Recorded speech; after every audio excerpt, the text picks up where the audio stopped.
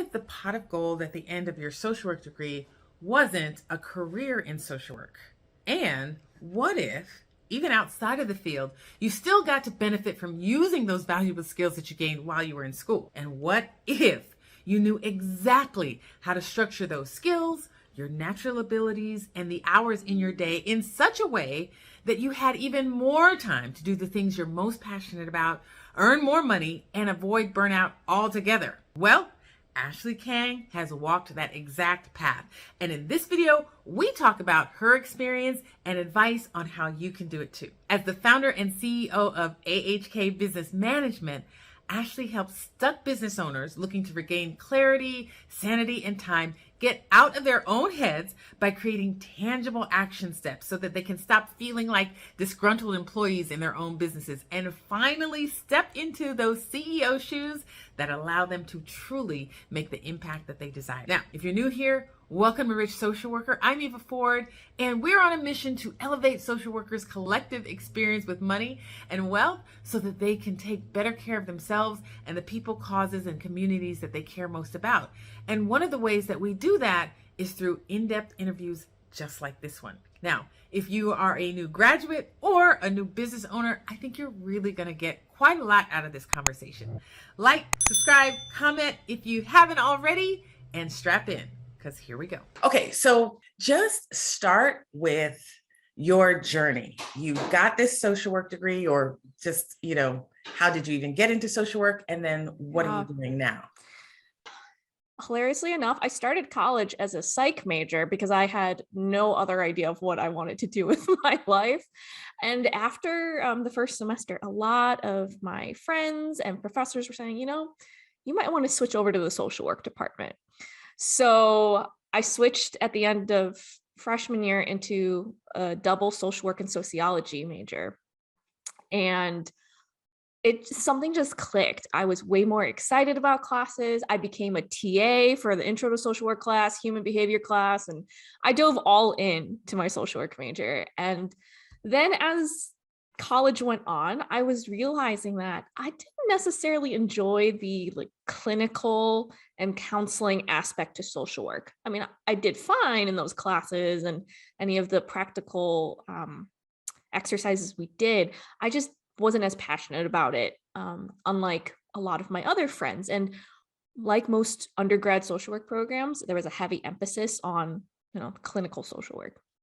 But I was really enjoying the more macro level courses. So things like policy and systems organization and whatnot. And so I ended up doing my social work practicum at a nonprofit organization that worked with the intersection of youth development, community development, and food systems. So half the time I was outside working on an urban farm, and then the other half working with high schoolers and local community organizations.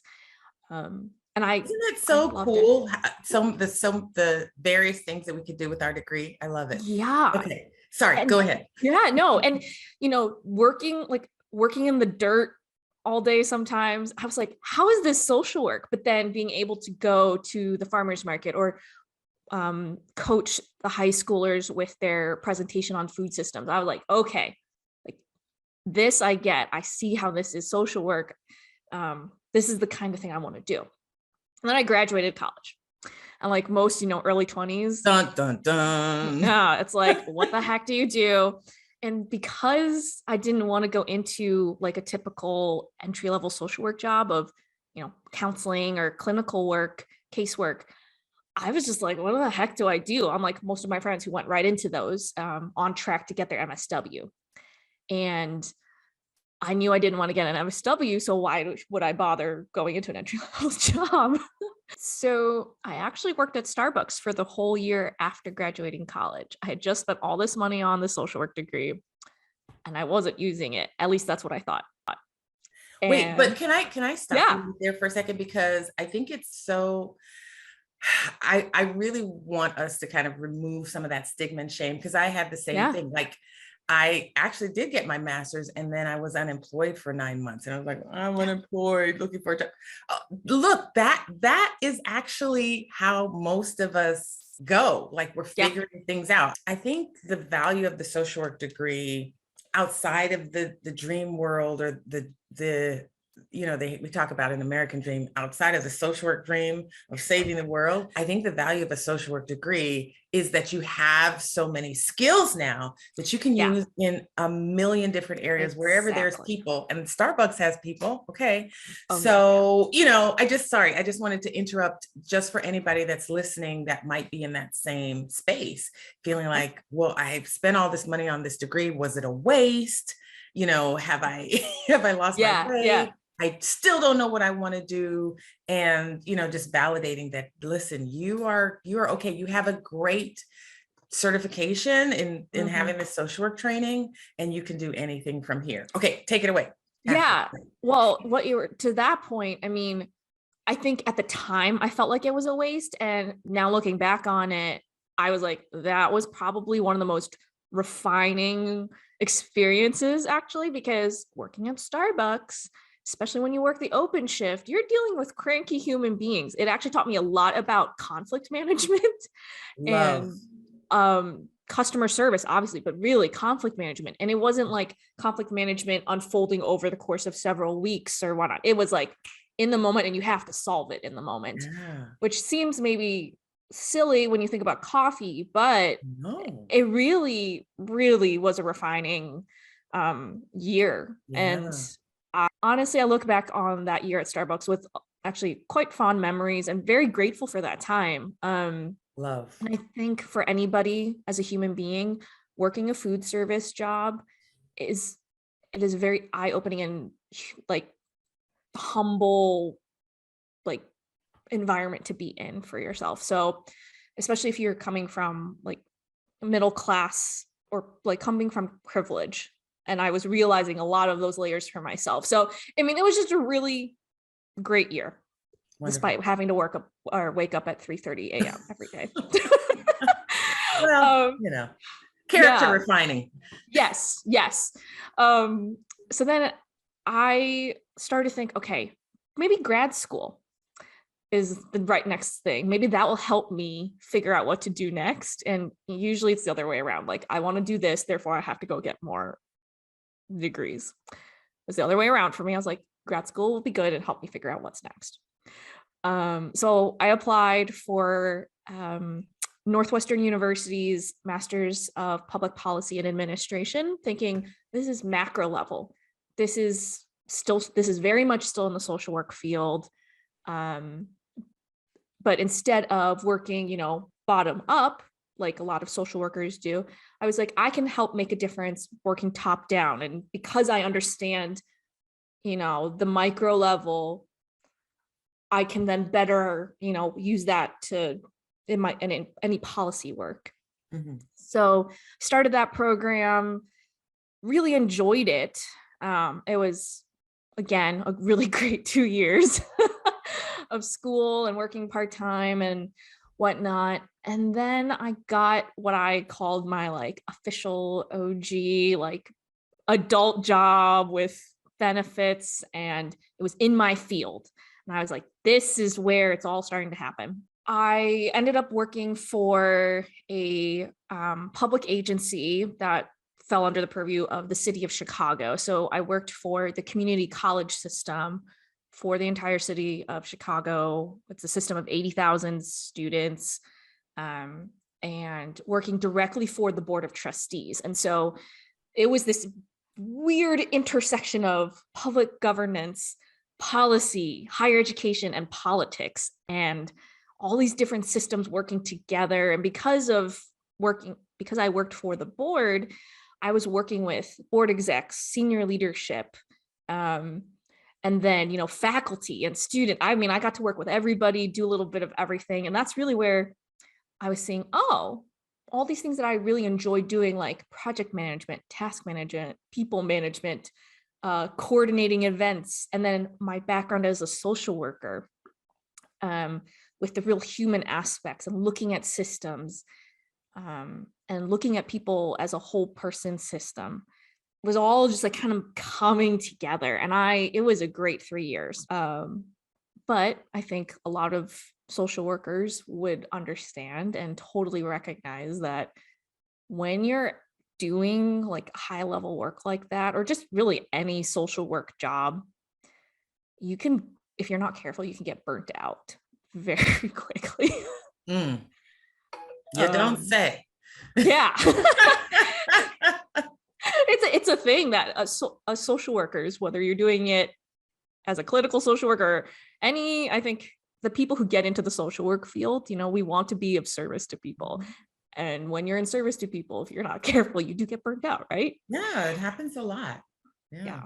And that was happening to me. And I was, mid 20s at that point, and I was getting just exhausted, partly because of the environment and partly because I wasn't setting good boundaries for myself.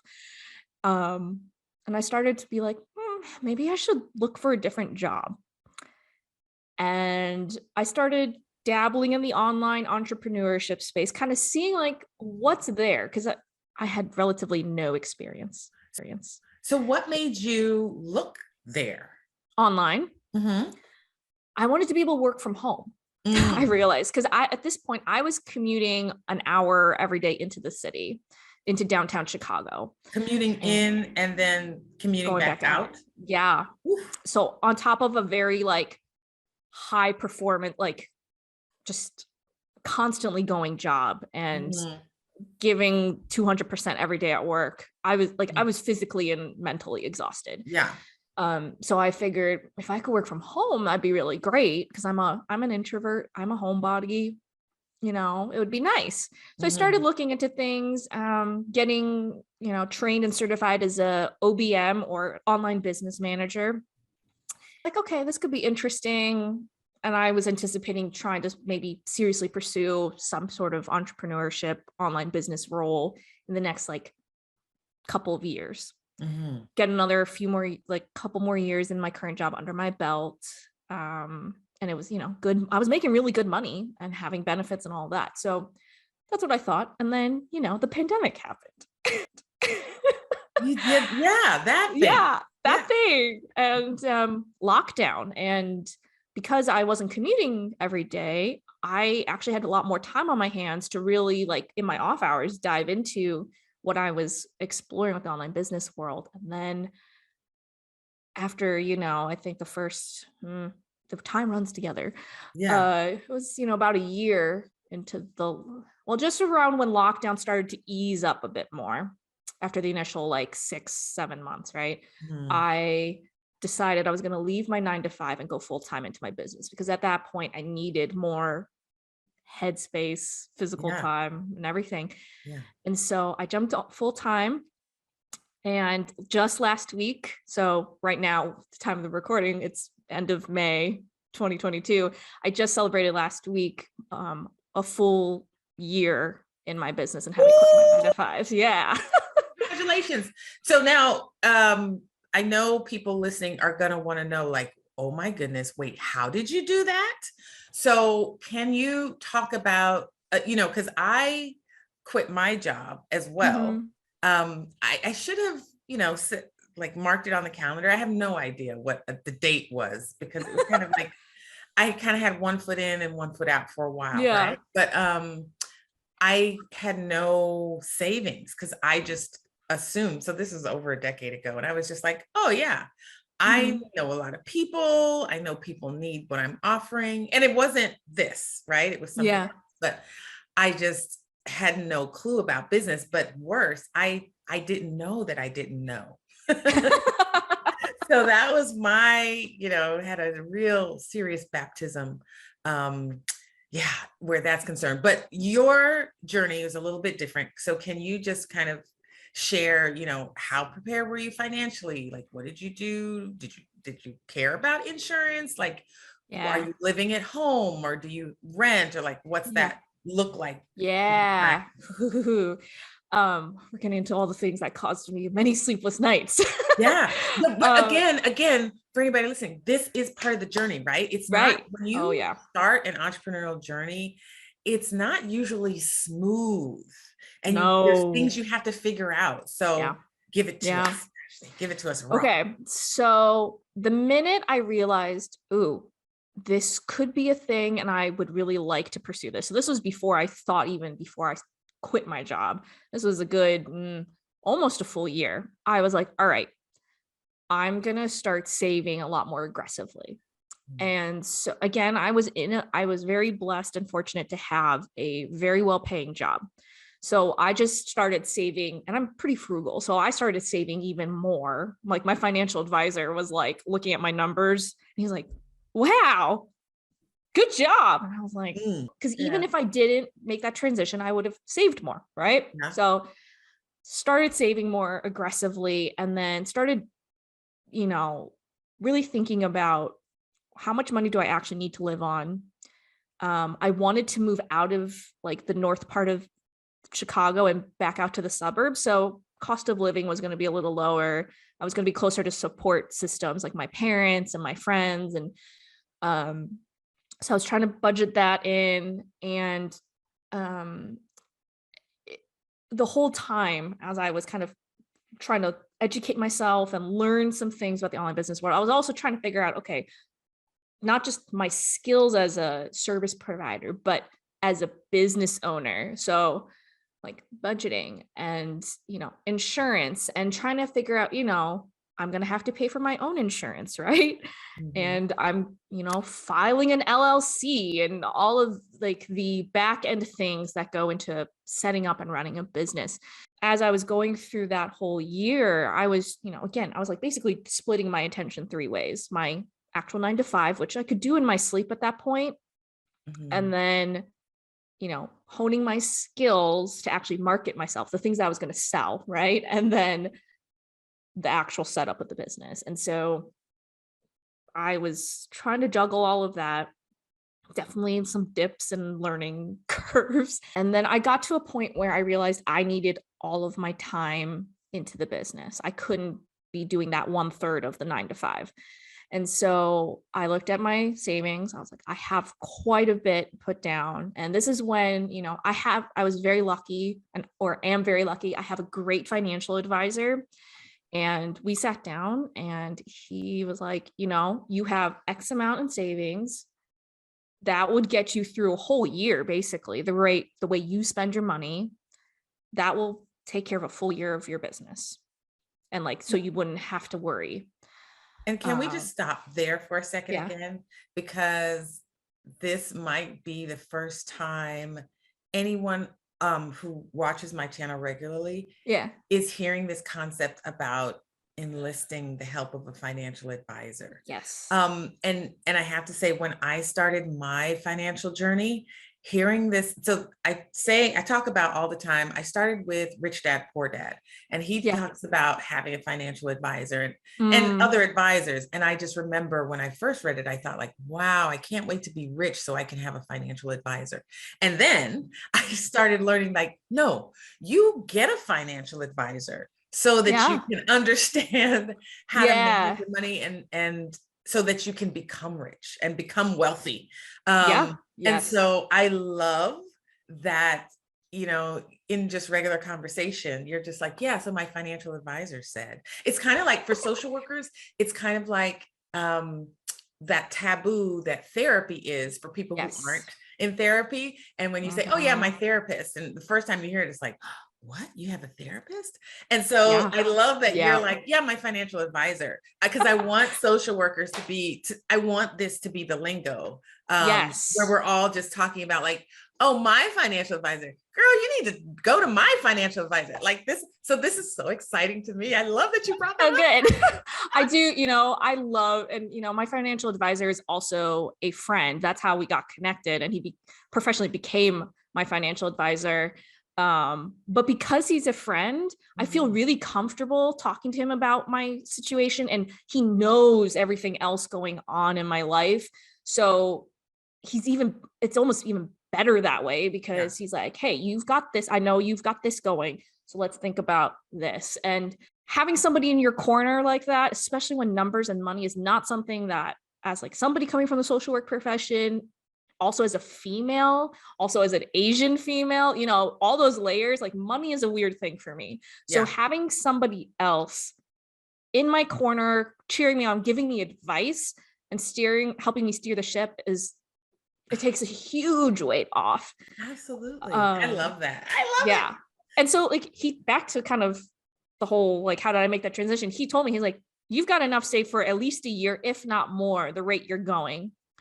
So like, you can do it when you're ready. Like, I think you're okay.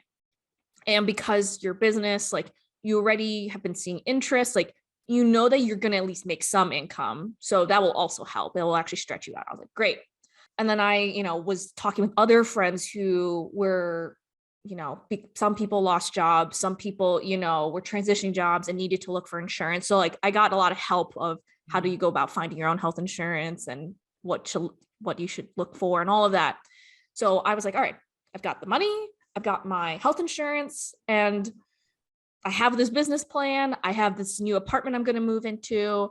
I think I'm going to just pull the plug and let's just do this thing. And, two things on the backstory of, I like to plan things out. I like to be very prepared, which is hilarious to me because in entrepreneurship, you can make your plans and things change. And totally. So I was about to take this huge risk, and I planned and prepared as much as I could because I was, again, blessed to have that kind of safety net.